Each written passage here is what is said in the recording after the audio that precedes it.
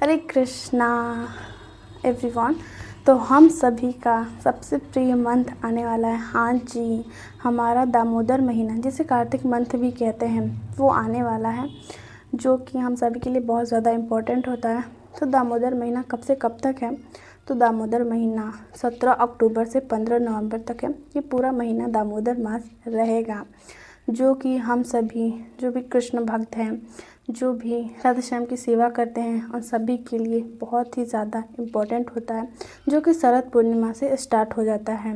जो भी वृंदावन के उपासक हैं, जो भी श्यामा श्याम की सेवा करते हैं, उन सभी के लिए ये मंथ बहुत ही ज़्यादा इम्पोर्टेंट होता है, क्योंकि पहला तो चतुर्मास के चौथे महीने और दामोदर मंथ यानी एक के साथ एक बम्पर ऑफर। जिन्होंने पूरे साल भक्ति नहीं की होती है उनके लिए ये मंथ बहुत ही ज़्यादा इम्पोर्टेंट होता है, अपनी भक्ति को इम्प्रूव करने के लिए, भक्ति को बढ़ाने के लिए।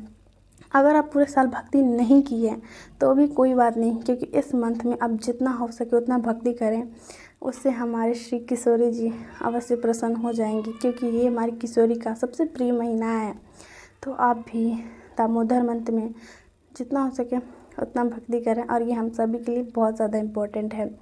तो सबसे पहले तो हम जान लेते हैं कि दामोदर महीने में हमें क्या करना है और क्या नहीं करना है। उससे पहले अगर आप मेरे चैनल पर पहली बार हैं तो लाइक से सब्सक्राइब करना ना भूलें।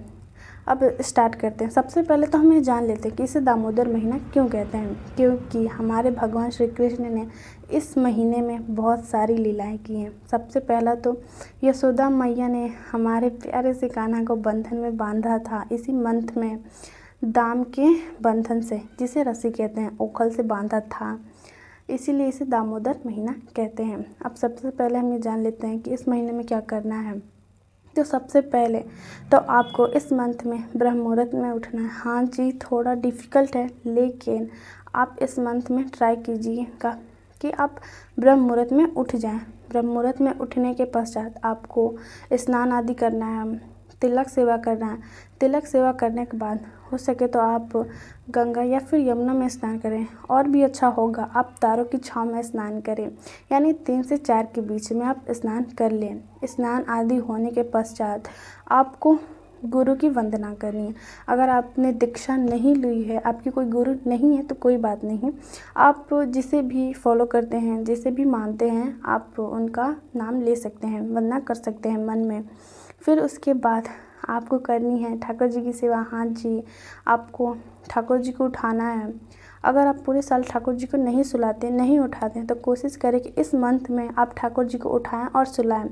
ठाकुर जी को उठाने के लिए आप डायरेक्ट पर्दा नहीं खींच सकते हैं। आपको पर्दा खींचने से पहले अगर आप कोई राग नहीं गा सकते हैं तो आप हरे कृष्ण महामंत्र भी पढ़ सकते हैं। फिर आपके जब पर्दा खींचेंगे उससे पहले आपको हरे कृष्ण महामंत्र भी बोलना होगा। पर्दा खींचने के बाद आपको ठाकुर जी को उठाना है।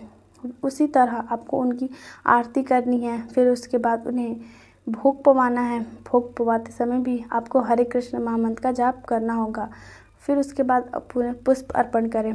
उसके बाद अब आती है हमारी प्यारी सी तुलसी महारानी। जी हाँ, आपको इस मंथ में हमारी तुलसी महारानी की इस मंथ में आपको जितना हो सके उतनी सेवा करनी है। हाँ जी, आप सर्वप्रथम तुलसी महारानी को वस्त्र पहना, जैसा कि आप इस्कॉन टेम्पल्स में देखते हैं कि तुलसी महारानी को भी वस्त्र पहनाया जाता है, तो आप भी कोशिश करें कि आप पहनाएं। फिर उसके बाद उनकी जो जड़ की रज है उसको आपको माथे पे लगाना है, उन्हें प्रणाम करना है।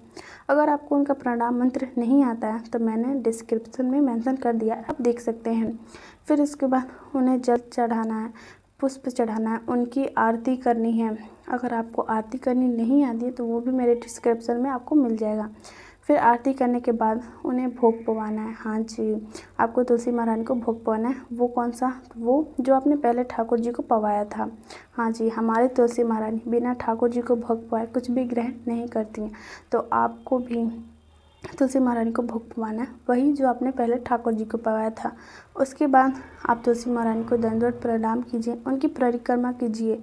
आप 3 बार या फिर 107, 108, 11 बार, आप जितना हो सके उतनी परिक्रमा कर सकते हैं। कोशिश करें कि आप 108 मनके की माला है उसके साथ परिक्रमा करें।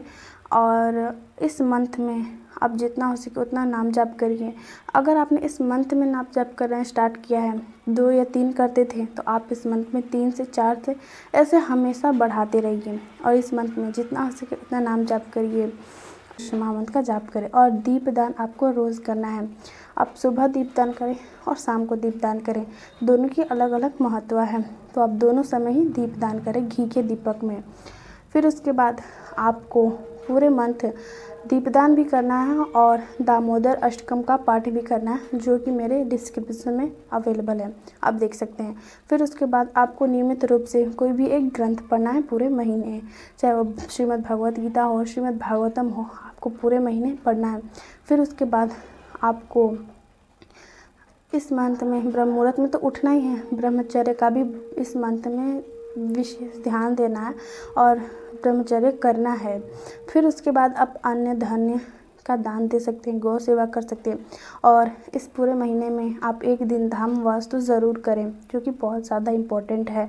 धामवास करें और इस पूरे महीने में आप हो सके तो एक टाइम का भोजन त्याग दें। अगर नहीं हो सके तो आप अपनी प्रिय वस्तु का त्याग दें। यानी जैसे कि मुझे आइसक्रीम बहुत प्रिय है, तो मैं ये संकल्प लेती हूँ कि मैं पूरे महीने नहीं खाऊंगी। वैसा ही आप कुछ अपने जो आपको बहुत प्रिय है वो एक महीने के लिए आप त्याग दें। और आपको इस मंथ में अपनी नींद जो है वो कम करनी होगी, और जितना हो सके वो जब भजन कीर्तन करना होगा। इस मंथ में उड़द की दाल भी नहीं ग्रहण करनी है। आपको ये वीडियो कैसी लगी हमें कमेंट्स में ज़रूर बताएं। हाय